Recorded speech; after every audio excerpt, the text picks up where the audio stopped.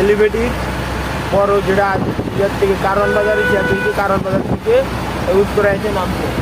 এই দেখুন গাইড কত সুন্দর সুন্দর, এই সুন্দর লাগতেছে,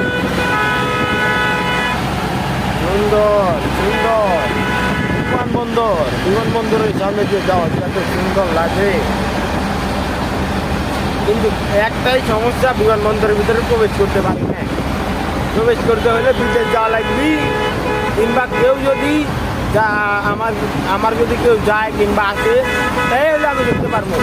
এই যে মামার অরেঞ্জ আছে, মামা যাইতেছে খুবই সুন্দর করে, মামা গাড়ি চালাইতেছে। এই যে দিক দিয়ে উঠে যায়, আপনার গাড়ি নিজের থেকে এসে ঘুরে ফাইন করে ঘুরে চলে যায়। এই যে 3 নম্বর হরজত শাহজালাল আন্তর্জাতিক বিমানবন্দর 3 নম্বর পরে আগেরটা নতুন। এইখানে একটা কথা কি জানেন, যত ছেলেরা আছে যেখানে কাঁদুক না খায়, যেখানে কাঁদুক বা না কাঁদুক, এই জায়গায় আসলে তাদের চোখে পানি পড়বে। যারা প্রবাসী ভাইরা আছে তাদেরকে বলছি, তারা অনেক কষ্ট করে বিদেশে যায় অনেক কষ্ট করে তারা নিজের পরিবার ফ্যামিলি চলায়। ভাইয়ের জন্য দোয়া ও ভালোবাসা রইল, তারা ভালো থাকবে, সুখে থাকবে, শান্তিতে কত কাজ কাম করে নিজের বাড়ির পরিবার যেতে খেয়াল রাখতে পারে।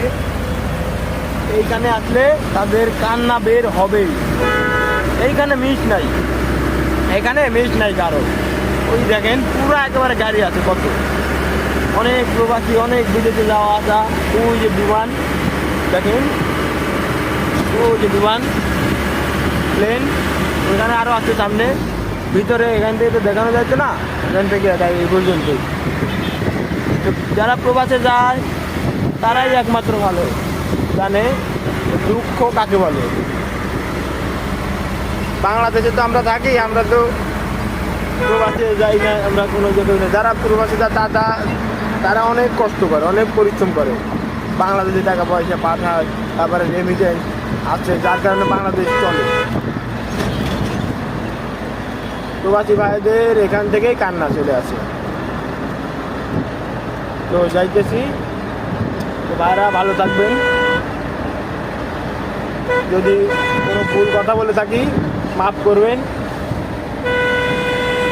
যাইতে থাকি আমরা, এই তো সামনে যায় চলে যাবো।